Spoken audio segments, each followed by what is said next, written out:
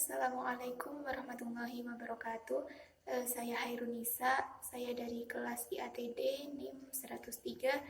Saya akan sedikit menjelaskan mengenai Pancasila sebagai paradigma pembangunan hukum, politik, dan ekonomi.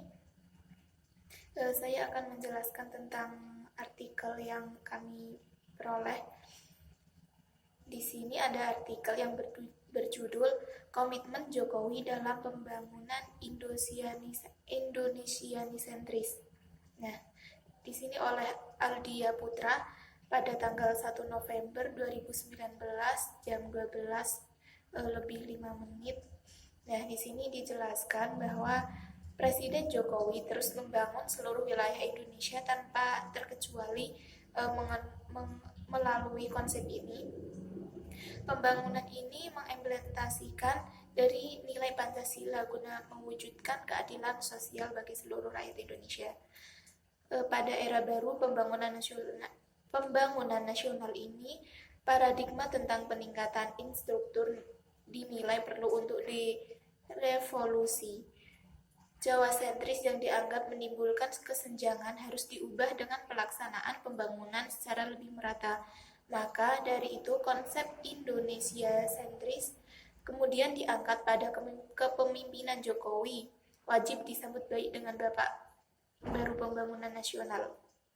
Nah, di sini dijelaskan bahwa lokasi pembangunannya pun tidak didominasi hanya di daerah Jawa, melainkan sudah meluas di berbagai Indonesia, yaitu seperti Sulawesi, Kalimantan, Maluku, dan wilayah Papua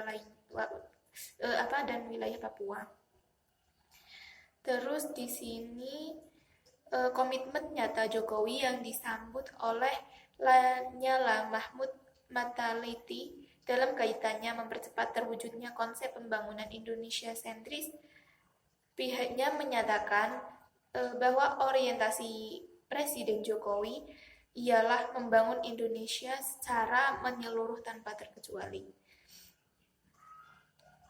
Semua pihak bisa bermitra dengan kementerian maupun badan serta lembaga terkait, bahkan langsung kepala daerah guna kelancaran proses pelaksanaan yang mewujudkan kesejahteraan umum.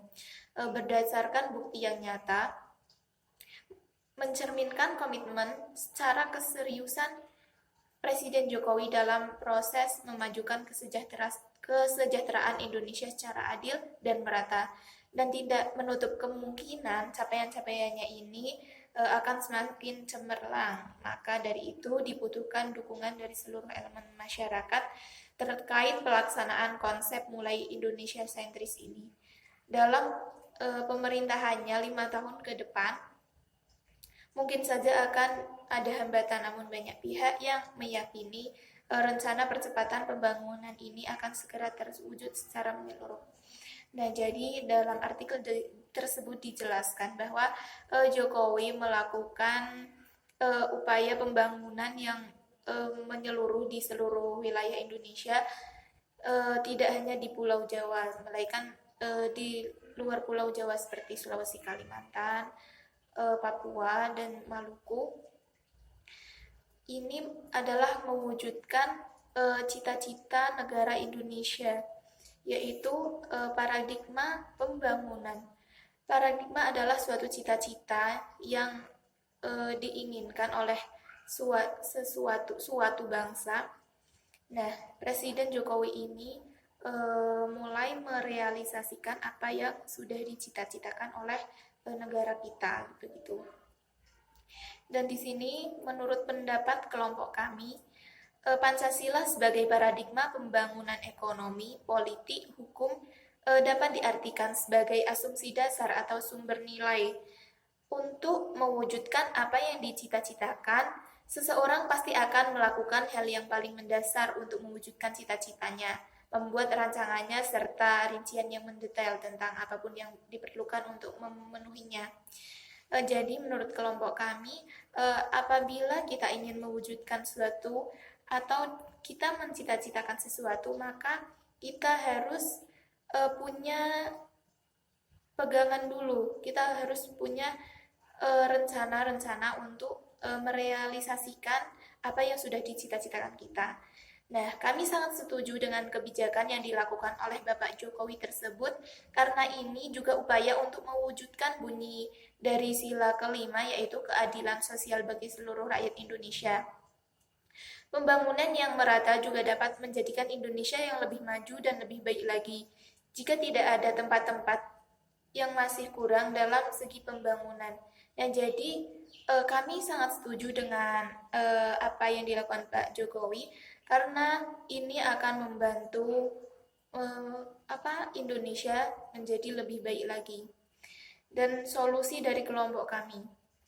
Agar mempermudah pembangunan yang dilakukan oleh pemerintah, maka sebaiknya banyak pihak-pihak yang membantu seperti para pejabat negara juga masyarakat. Pemerintah dapat membantu pembangunan yang masih kurang. Masyarakat juga dapat berpartisipasi di dalamnya. Hendaknya infrastruktur yang sudah dibuat dapat dijaga dan digunakan dengan baik oleh masyarakat.